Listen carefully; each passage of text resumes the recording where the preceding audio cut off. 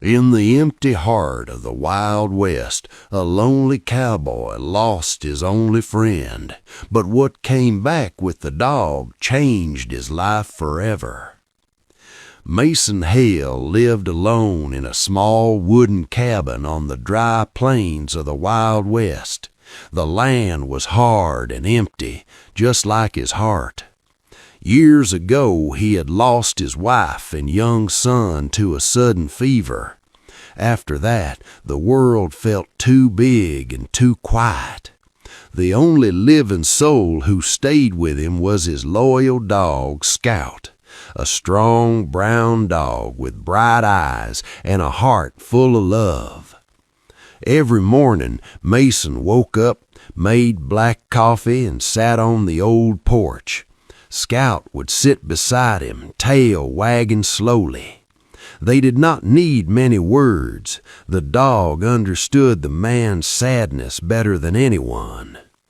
One hot afternoon, Scout suddenly ran off into the tall grass chasing a rabbit.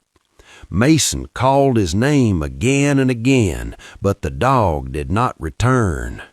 The sun went down. Darkness covered the plains. Mason took his lantern and rifle and searched for hours. "Scout, where are you, boy?" he shouted into the night wind.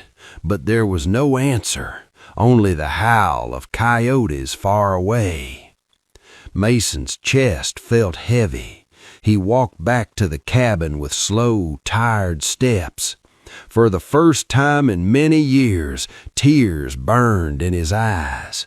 Scout was more than a dog. He was family.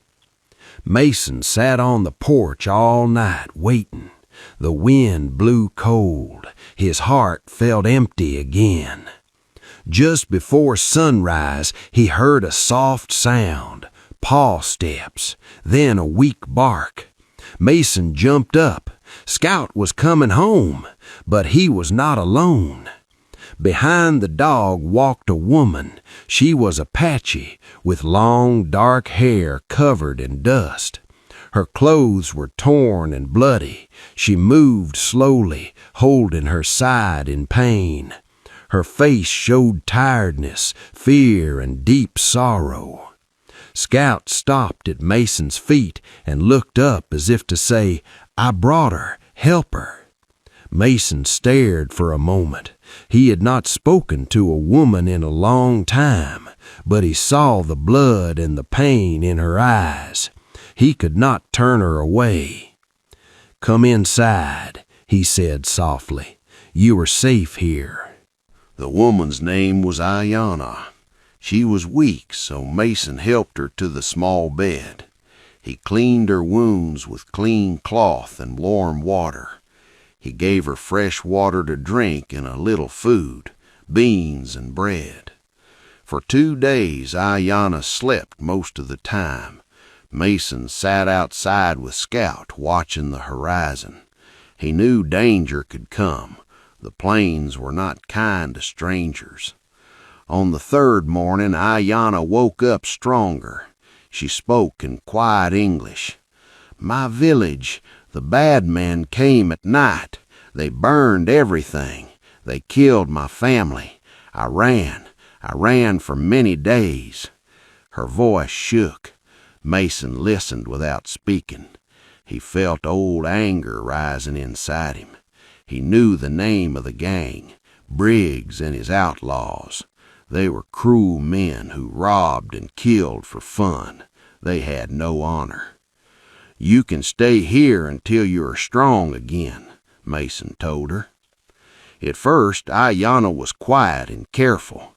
She watched Mason with careful eyes, but slowly she saw that he was different. He was a man of few words, but his hands were gentle. He chopped wood, cooked simple meals, and never asked him for anything. Scout loved her immediately. The dog followed her everywhere, sleeping near her bed at night.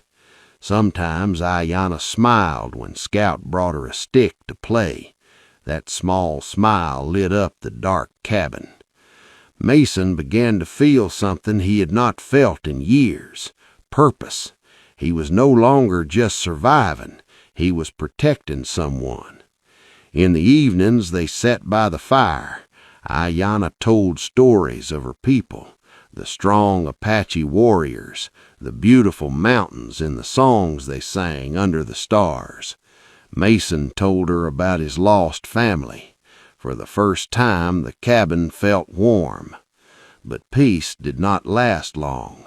One night the sound of horses broke the silence. Torches lit the darkness. 6 men rode up to the cabin.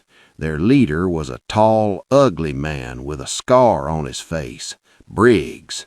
"We know the Indian woman is here," Briggs shouted. "Give her to us, cowboy, and we will leave you alive."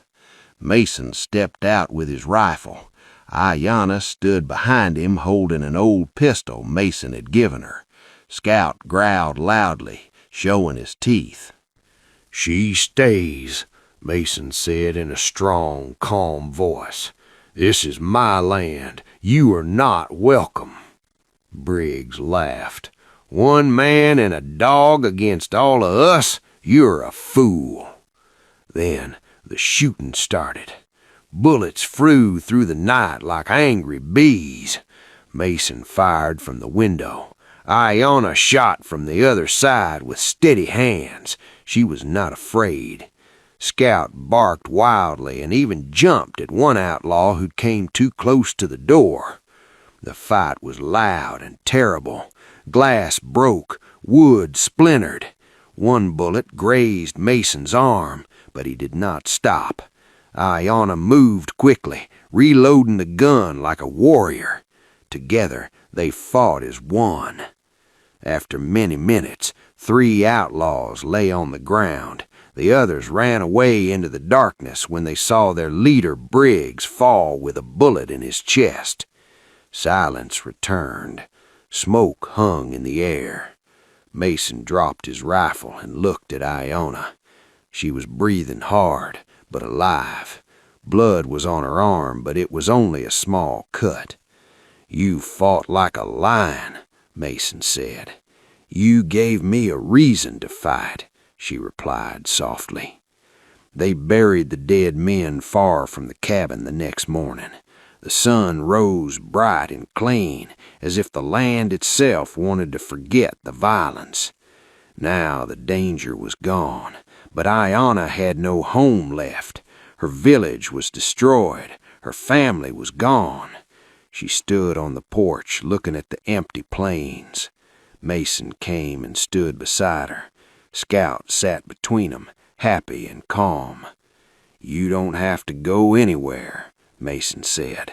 "This cabin is small, but it can be your home too. Not because I feel sorry for you, because I want you here, with me, with Scout." Ayanna turned and looked into his eyes for a long time. She saw no lie, only truth and quiet hope. "I've been alone too," she whispered.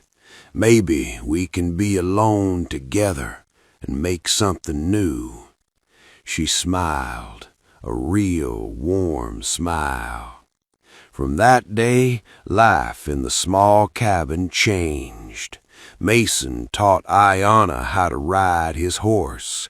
Ayanna taught Mason some Apache words and how to listen to the wind.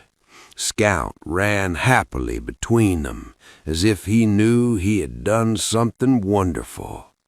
They planted a small garden together. They shared meals. They talked late into the night. Sometimes they sat in silence, just feeling the comfort of another person nearby.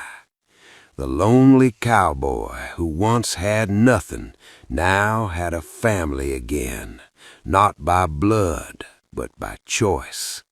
And sometimes, when the sun set over the wide plains, Mason would look at Ayanna and think, all it took was one lost dog to bring him back to life. In the hard and empty Wild West, 2 broken hearts had found each other. and with a loyal dog by their side, they started a new story, a story of courage, kindness, and the quiet power of human connection. Thank you for riding along on this story.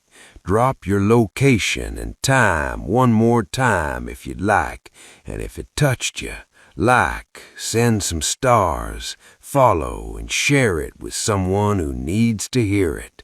See you in the next tale.